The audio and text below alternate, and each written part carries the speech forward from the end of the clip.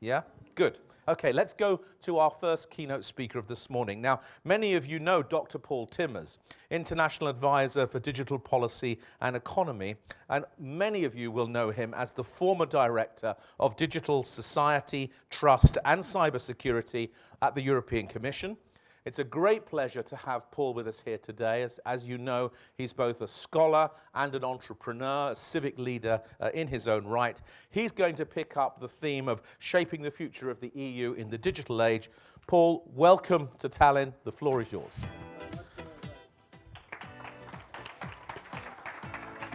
And I must say, Greg, if you are a digital dinosaur, you are very dynamic and engaging, so that's a good way. Thank you very much for inviting me to be here today on stage and present to you something about the future, the digital future of Europe. And let me start, first of all, by thanking and congratulating the Estonian presidency of the EU, because they have been really a digital presidency and have been really putting this on the agenda. And I can indeed recommend to follow what they say. I myself am an e-resident, and I'm going to set up a company here in Estonia using the e-residency scheme. I also would like to congratulate Finland today with its 100 years of independence. Very important that we all have our identity. And certainly thanking ESPON for inviting me, giving the opportunity to talk to you. I will quickly take you through a number of elements about the state of digital in the European Union. First of all, digital is everywhere. It's from your pocket to the plane, it's from the couch to the supermarket. I don't need to say that. And digital is big, big business. It's also big policy. It's Merkel, Macron, and others talking about it at major forums. It is the kind of thing where we actually have to recognize it's not Europe that is leading really in this. It's rather the US, it's China, it's what they call GAFA, the Google, Amazon, Facebook, Apples of this world. And we are increasingly seeing digital in all policies. And that's actually, I think, really a theme for the future, having digital in all policies and how you do that. So let's talk about some of the big trends. And I'm referring here to people that are major thinkers or analysts in the world of digital and in the world of technology. One of those is Mary Meeker. Worthwhile to read it up. She's got a 300-slide pack about the next 2 years. So this is just about the next 2 years. And one of the trends that she sees is how much more time people are spending online. Up to 6 hours a day spending online. And look at that right side. You see that half of that time is actually spent on the mobile. So the mobile is a real important thing, which you, of course, know, but you also need to make use of it. That's obviously the message from her side. And just one other element that she has is about the explosive growth of data.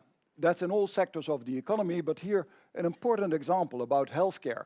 So healthcare data is growing at 50% a year. 50% a year. It's massive amounts of data. Many more doctors are using electronic health records. Your health data can be collected from actually that same mobile phone or fitness device as I have here, and that's a very rich asset. Something else that has already been mentioned here. Broadband everywhere, but not really everywhere. Not so much yet in the rural areas, and that's a real risk. That's where we have policy for. Let me call it something else. Over the past year, there has been a wide debate in Europe, running until the summer roughly, organized by Atomium, a think tank, next generation internet debate. And in that one, they involved large newspapers like Le Monde, Frankfurter Allgemeine, Guardian, and they also had an online exercise with about 500,000 comments, which they actually analyzed with sentiment software. And they asked people, what do you think are the big technologies that will make profound change in the years to come in the way we learn, we work, we do commerce, etc., we govern? And number one, big data and AI, artificial intelligence, digital manufacturing and online platforms, IoT, Internet of Things, so just remember the abbreviation, IoT, open source, blockchain, and you will not be surprised if you have just followed what happens around blockchain in the skyrocketing pricing in the stock markets, and a number of other technologies. So this is what people expect as the big technologies. And indeed, these kind of technologies are also coming back when you ask, for example, the World Economic Forum, when they talk about what's going to change in cities. Yes, they do talk about Internet of Things and about mobile technologies. They talk about big data. They talk also about this EID, like the e-resident that I have in my pocket. They talk about data analytics. And the areas that they see changing in cities are around all of these city functions like power, electricity, transport, public services, health, and what have you, in the areas of outsourcing these services, in integrated city services, end-to-end transport, which is a real struggle in many cities. I invite you to come to Brussels and try to do smooth end-to-end transport, and probably London, you might say the same about that. Sharing and circular economy, a thing that's very much in the picture, and interesting that they allocate that to cities, and city advisory services. So they are seeing the same technologies interacting in a transformative way in cities. So what are then the big expectations? Well, let me first mention one big expectation. If you just look a little bit further, 25 years ahead, in 2043, Ray Kurzweil, who's one of the thinkers about how technology is impacting all of us very much and is saying this is an exponential development, he's saying in 2043, so just 25 years from now, and I think all of us will still be there then, you can buy for the price of a computer today the capacity of 1 million human brains. And you may not take it seriously, but many of his predictions actually have come true. So one of the big expectations is that it actually will go ever faster. And indeed, the rate of major change is doubling every 20 years. So in the last 20 years, we had 3 big changes. That is social media, if you look back, the mobile phone, and the internet. So in the next 20, 25 years, until Ray Kurzweil prediction can be tested, we will have 6 big changes. And what does that actually mean? Because these changes are really big, you know, it really makes a difference. Social media, you are just using here, Slido, the mobile phone, the internet, just to mention, obviously. Big changes that have happened to us. There will be 6 of those in the next 25 years. Let's just think about it. What would that mean for the digital transformation and territorial thinking? It certainly means that you cannot sit on your hands, as they say in Belgium. You have to act. Now, let's just take a few of those big expectations. What might happen? Well, one of that is we might all become much smarter and more productive with artificial intelligence, because we'll have that as a tool in our hands. We will get much more abundance. We will become richer, as a matter of fact, with this richness of data and Internet of Things. All the devices, Internet of Things is all these devices that can be connected everywhere, that are collecting data from your mobile phone to a sensor about temperature or electricity consumption or air quality. And we will live longer and healthier. Let's look at that. Well, indeed, smarter with artificial intelligence. If you follow the press, you know that Facebook is now using artificial intelligence software to predict when people are inclined to commit suicide. So actually, artificial intelligence is very accurate in predicting this kind of potential behavior.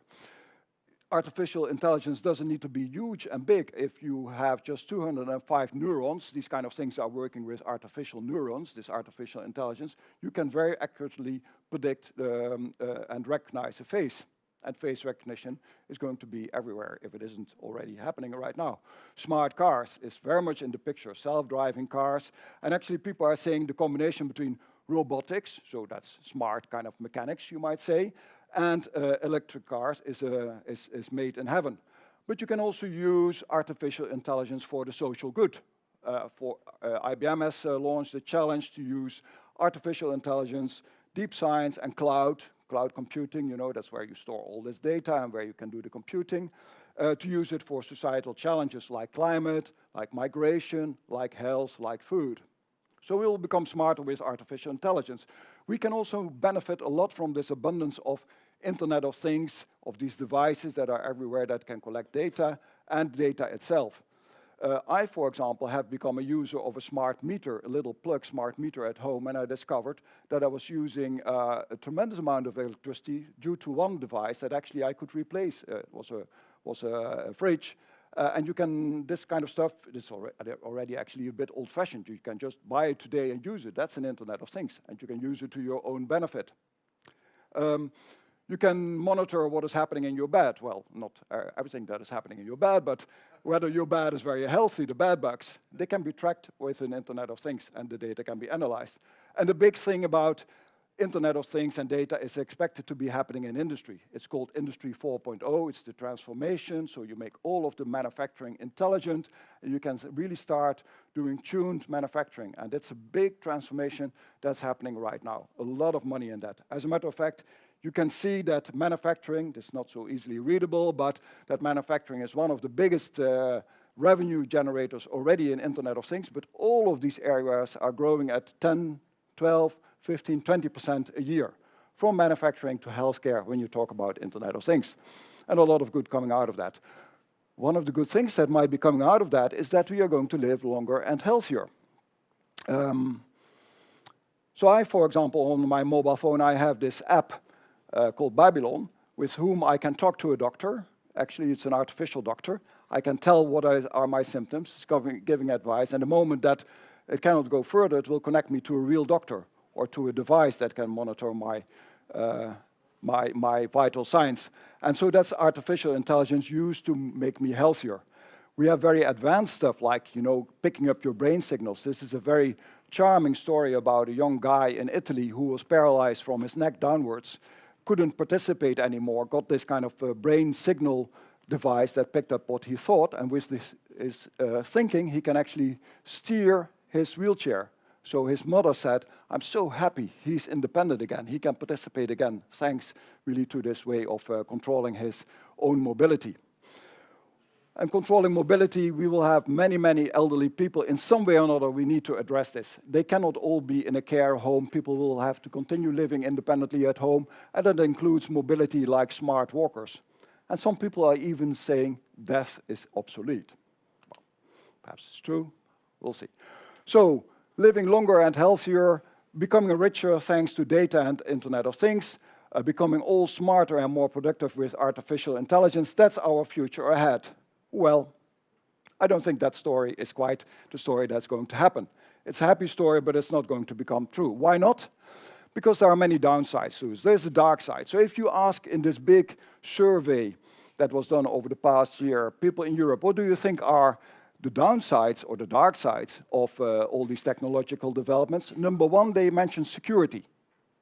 So cybersecurity, hacking, those kind of things. We don't feel secure and safe anymore in this digital world, is what they are saying. Or staying in control. Is it the machine that is taking over rather than us taking still the decisions? Is it that self-driving car that does everything and we are out of control? Or are we not empowered anymore? Are we becoming the slaves of the machine? We will have to follow the machine rather than the machine following us. And what about employment and inequality? Who will still benefit from that, and where are the jobs going to go? And other concerns around the proper legal framework and actually what they call the stupidity of AI. I recommend that you look up this study because there's a lot of rich information about the expectations and the concerns. So the dark side of one of those could actually be around jobs. So will digitization and going on the internet deliver meaningful work for everybody and generate salaries that are at least equal or better than the current levels of salaries? And again, asking that same large group of people, there were thousands of responses, over 50% says, no, it will not contribute. And others are more positive, but 50% at least is concerned about this digital future in terms of the quality and the level of work. And indeed, McKinsey says, under most scenarios, so they talk about work and jobs, the transitions will be very challenging.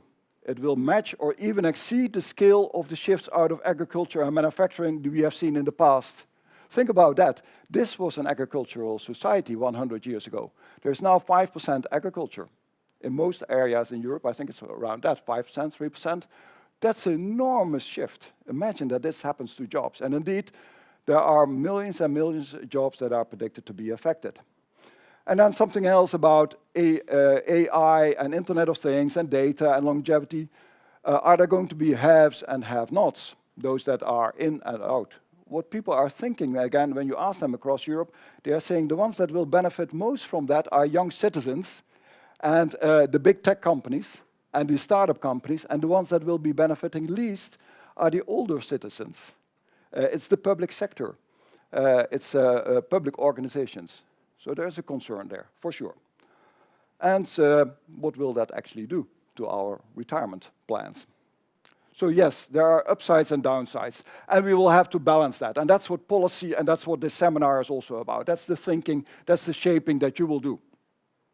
And so there are some very difficult questions in this digital policy that we will have to tackle in policy development. For example, who owns the data? The data that is going from my device, I've got a Fitbit here, is it owned by me or Fitbit? It's personal data, but what is Fitbit doing with it? What is it when they get more value out of it because they analyze my Fitbit with all your Fitbits and then create a new service? Is that my value or is that their value?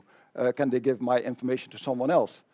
What about the free flow of data across borders, but also in the industry? Can everybody use data for the greater good? What about digital sovereignty? Are we going to become completely dependent upon others in the world and don't we have our autonomy anymore? And what about the 100 years of independence of Finland? What about democratizing and humanizing AI? Making AI, artificial intelligence, accountable so that we actually understand what the algorithms do. And we can say, yes, I agree with that decision, or I do not agree with that decision. And what about the good and the bad and the ugly of the sharing economy? Not everything is rosy in the sharing economy, and there are great concerns about what some of, for example, the rental schemes are doing to the quality of cities. So there are difficult policy questions. Let me then finish. I think in these policy questions, there are a number of policies that you may want to look at specifically. They are in evolution, but you can make use of them when you look at this whole spectrum of the expectation of technology. Plugging the broadband gap, that's obvious. We need to have broadband and capable broadband everywhere, and there's European policy under discussion right now for that, the Electronic Communications Code. And then data, I would focus especially on that. If as a city, as a region, as a territory, you're not yet digitizing your data, you are missing a tremendous asset and someone else will do it for you.